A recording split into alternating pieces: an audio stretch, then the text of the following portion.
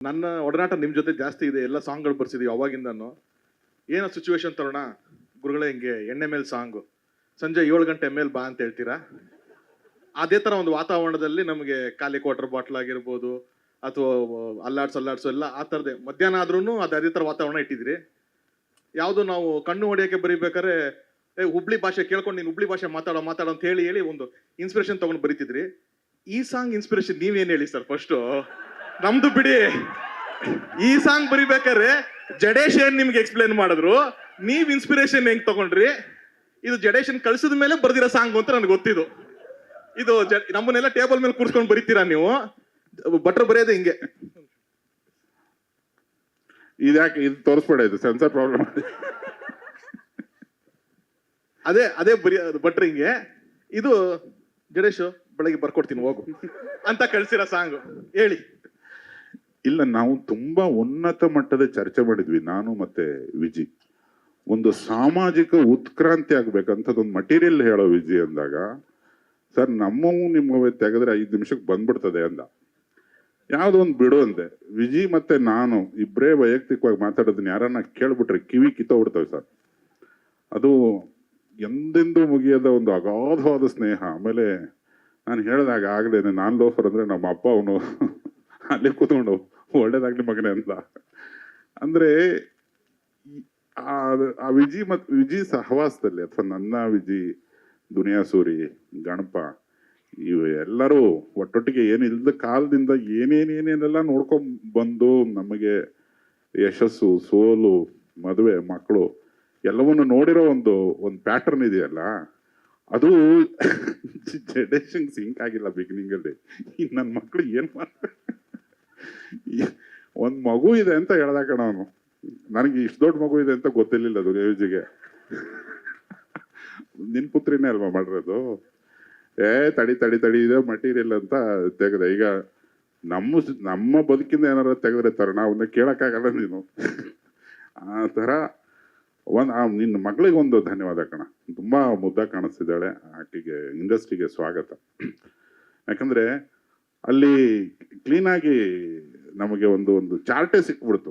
ಪ್ರತಿಯೊಬ್ಬ ದಂಪತಿಗಳ ಬದುಕಲ್ಲಿ ನಡೆಯುವಂಥ ಒಂದು ತುಂಬಾ ಅನ್ಅವಾಯ್ಡಬಲ್ ಸಿಚುವೇಶನ್ಸ್ ಅನ್ನ ಸಾಂಗ್ ಮಾಡಿದಾಗ ಎಲ್ರಿಗೂ ದೊಡ್ಡ ಲೆವೆಲ್ಗೆ ಲೇಟ್ ಆಗುತ್ತೆ. ಆಮೇಲೆ ಜಡೇಶ ತುಂಬಾ ಎದೆ ತಟ್ಕೊಂಡು ಹೇಳ್ತಾನೆ, ಈ ಚಿತ್ರನ ಫ್ಯಾಮಿಲಿಗಳು ಮುಗಿ ಬಿದ್ದು ನೋಡ್ತವೆ ಅನ್ನೋ ಒಂದು ಹೆಮ್ಮೆ, ಒಂದು ಪ್ರೀತಿ ಇದೆ ಅವ್ರಿಗೆ ಸಿನಿಮಾದಲ್ಲಿ. ಆಮೇಲೆ ಫ್ಯಾಮಿಲಿ ಕ್ರೌಡನ್ನ ನಾವು ಎಳಿಬೇಕು ಅಂದ್ರೆ ಅದಕ್ಕೆ ಸರಿಯಾದಂಥದ್ದೊಂದು ತುಂಬಾ ಕ್ಯೂಟ್ ಆದ್ದು, ತುಂಬಾ ಡಿಗ್ನಿಫೈಡ್ ಆದ ಏನೋ ಒಂದು ಪೋಣಿಸ್ಬೇಕು. ಇಲ್ಲಾಂದ್ರೆ ಮನೆ ಹತ್ರ ಬಂದ್ಬಿಡ್ತಾನೆ ಅವ್ನು, ಸರಿ ಇಲ್ಲ ಅವ್ನು ಜಡೇಶ.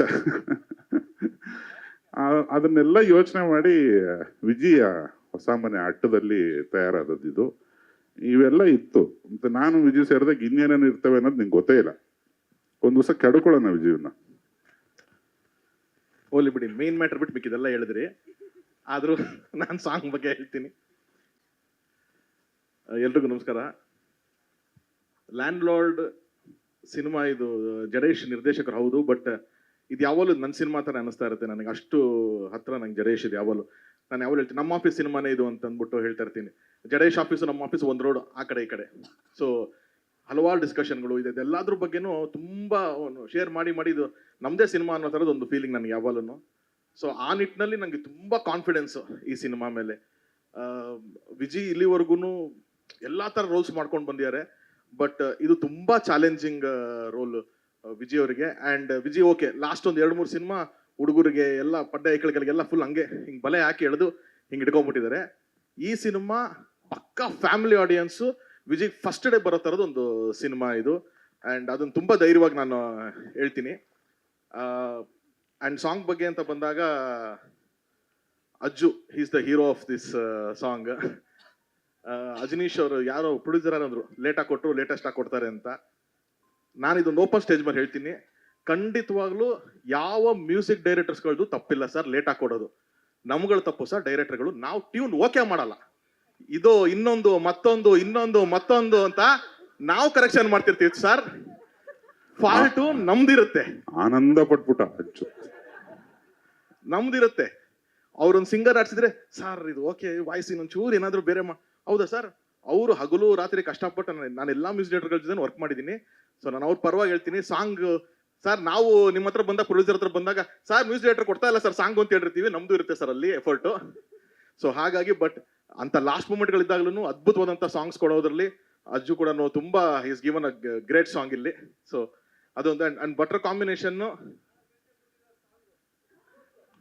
ಜೋರಾಗಿ ಬೆಳಗ್ಗೆ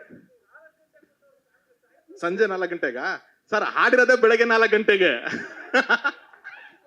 ಬೆಳಗ್ಗೆ 4 ಗಂಟೆಗೆ ಅದು ಸಾಕ್ಷಿ ನಾನೇ ಆಡಿಸಿದ್ದು ಸರ್. ದಯವಿಟ್ಟು ಕ್ಷಮಿಸಿ, ಈ ತರ ತುಂಬಾ ವರ್ಷದಿಂದ ಈ ಬಾರನ್ನ ಎತ್ಕೊಂಡಿದ್ದೆ ಮನಸ್ಸಲ್ಲಿ. ನನ್ನ ಪರವಾಗಿ ಧ್ವನಿ ಎತ್ತಿದಕ್ಕೆ ಏಕೈಕ ಬ್ಯಾಚುಲರ್ ಬೇರೆ ನಾನು. So I was left alone there. So I am so happy sir. Thank you for telling this. ನೀವು ನಿಜವಾಗ ನಾನು ಮರೆಯೋದಿಲ್ಲ ಇದನ್ನ. ಯಾವ ಫಂಕ್ಷನ್ಗೆ ಹೋದ್ರು ಅಜ್ಜು ಸರ್ ಲೇಟಾಗಿ ಕೊಡ್ತಾರೆ, ಆದ್ರೆ ಲೇಟೆಸ್ಟ್ ಆಗಿ ಕೊಡ್ತಾರೆ ಅಂತ ಕೇಳಿ ಕೇಳಿ ಕೇಳಿ ಯಾರಾದ್ರೂ ಒಬ್ಬ ನನ್ನ ಪರವಾಗಿ ಮಾತಾಡಲ್ವಾ ಅಂತ ಕಾಯ್ತಾ ಇದ್ದೆ.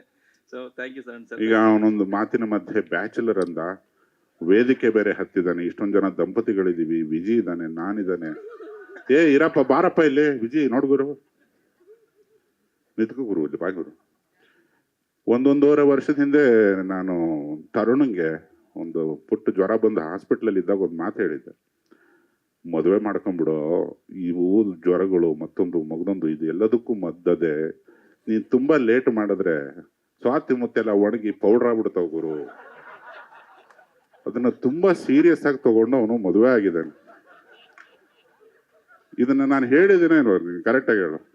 ಅದನ್ನ ಲಿರಿಕ್ ಮಾಡೋದಕ್ಕೂ ಪ್ರಯತ್ನ ಪಟ್ವಿ. ಒಪ್ಕೊಂಡಂತ ಹುಡುಗಿ ದಂಪತಿಗಳು ಸುಮಾರು ಜನ ಮದುವೆಗೆ ಬಂದಿಲ್ಲ, ಎಲ್ಲ ಶುಭಾಶಯ ಕಣ. ಇದೇ ತರ ನಾನು ಅಜ್ಜುಗೂ ಹೇಳ್ತೀನಿ, ಅಜ್ಜು ವೇದಿಕೆ ಹತ್ಬಿಟ್ಟು ಮೈಕ್ ಹಿಡ್ಕೊಂಡು ನಾನು ಬ್ಯಾಚುಲರ್ ಅಂತ ಮಾರ್ಕೆಟಿಂಗ್ ಮಾಡ್ಬೇಡ, ಯಾವ್ದಾನ ಕಟ್ಕೊಂಡ್ಬಿಡುಗರು. ಇದು ಸೇಮ್ ಡೈಲಾಗ್. ಸ್ವಾತಿ ಮುತ್ತೆಲ್ಲ ಒಣಗಿ ಪೌಡರ್ ಆಗೋಕ್ ಮುಂಚೆ ಮದುವೆ ಆಗ್ಬಿಡು ಅಂತ ನಮ್ಮ ಕಳಕಳಿಯ ಪ್ರಾರ್ಥನೆ.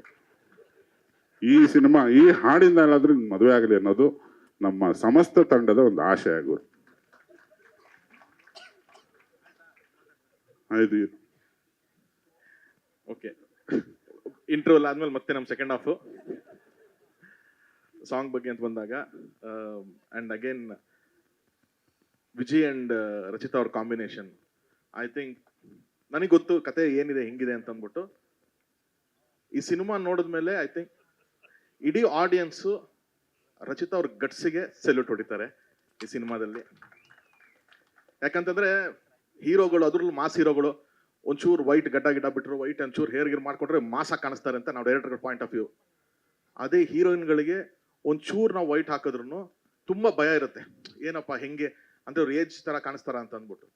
ಅಂಥದ್ದು ಇವತ್ತು ಅವ್ರ ಪೀಕಲ್ಲಿ ಇರ್ಬೇಕಾದ್ರೆ Kannada industry one of the top actress ಆಗಿದ್ದಾಗ ಕೂಡ ನಾನು ಈ ತರ ಒಂದು ರೋಲ್ ಒಪ್ಕೊಂಡಿರೋದಕ್ಕೆ ಡಬಲ್ ಗುಂಡಿಗೆ ಬೇಕು ರಚಿತಾ. ಸೊ ನಿಜವಾಗ್ಲೂ ನ್ಯಾಯ ಒದಗಿಸ್ತಾರೆ ಅವ್ರು ಕೂಡ. ಅಂಡ್ ಒಂದು ಅದ್ಭುತವಾದಂಥ ಟೀಮ್ ಕಟ್ಕೊಂಡಿದ್ದಾರೆ ಜಡೇಶು. ಕ್ಯಾಮ್ರಾಮನ್ ಸ್ವಾಮಿ ಆಗಿರ್ಬೋದು, ಪ್ರಕಾಶ್, ಈವನ್ ಕೋರಿಯೋಗ್ರಫಿ ಭೂಷಣ್ ಮಾಡಿರೋದು, ಇದು ಕೋರಿಯೋಗ್ರಫಿ ಭೂಷಣ್ ಮಾಡಿದ್ದಾರೆ. ಅಂದ್ರೆ ಒಂದು ತುಂಬಾ ಹಸಿವಿರುವಂತ ಒಂದು ಟೀಮು ಜಡೇಶ್ ಜೊತೆಗೆ. ಜಡೇಶ್ ಅಷ್ಟೇ 24 hours. ನನಗೆ ಬೇರೆ ಸ್ಟೇಜ್ಗಳಲ್ಲಿ ತುಂಬಾ ಜನ ನನ್ನ ಬಗ್ಗೆ ಹೇಳಿದ್ದಾರೆ, ತರುಣ್ ಕೆಲಸ ಅಂತಿರ್ತಾನೆ ಅಂತ. ಅದೇ ತರ ನಾನು ನೋಡಿದ ಇನ್ನೊಂದು ವ್ಯಕ್ತಿ ಅಂತಂದ್ರೆ ಅದು ಜಡೇಶ್. 24/7 ಸಿನಿಮಾ ಅಂತಾನೆ ಅವನು ಹೋರಾಟ ನಡೀತಾ ಇರುತ್ತೆ. ಈ ಸಿನಿಮಾಗೂ ಅಷ್ಟೇ ಅವ್ನು ಫಸ್ಟ್ ಇಂದನೂ ಒಂದು ಹೋರಾಟ ತರನೇ ಈ ಸಿನಿಮಾ ಮಾಡ್ಕೊಂಡ್ ಬಂದಿದ್ದಾನೆ. ಪ್ರೊಡ್ಯೂಸರ್ ಸರ್ ಎಲ್ಲಿದ್ದೀರಾ ಸರ್? ಸಾರಥಿ ಆದ್ಮೇಲೆ ಗ್ಯಾಪ್ ಆದ್ಮೇಲೆ ಮತ್ತೆ ಫಿಲಮ್ ಮಾಡ್ತಿದ್ದೀರಾ ಸರ್? ಅವತ್ತು ಒಂದು ಹೋರಾಟ ಮಾಡಿ ಒಂದು ಇಂಡಸ್ಟ್ರಿಗೆ ಒಂದು ದೊಡ್ಡ ಹಿಟ್ ಕೊಟ್ಟಿದ್ದೀರಾ. ಇದು ಒಂದು ಹೋರಾಟನೇ ಸರ್, ಇದು ಇನ್ನೊಂದು ಇಂಡಸ್ಟ್ರಿ ಹಿಟ್ ಆಗುತ್ತೆ ಸರ್. ಧೈರ್ಯವಾಗಿರಿ, ನೀವು ಧೈರ್ಯವಾಗಿರ್ಬೇಕು ಅಷ್ಟೇನೆ.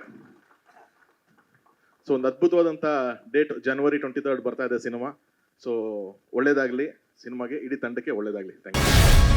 ಗ್ಯಾರಂಟಿ ನ್ಯೂಸ್, ಸುದ್ದಿ ಖಚಿತ, ನ್ಯಾಯ ನಿಶ್ಚಿತ.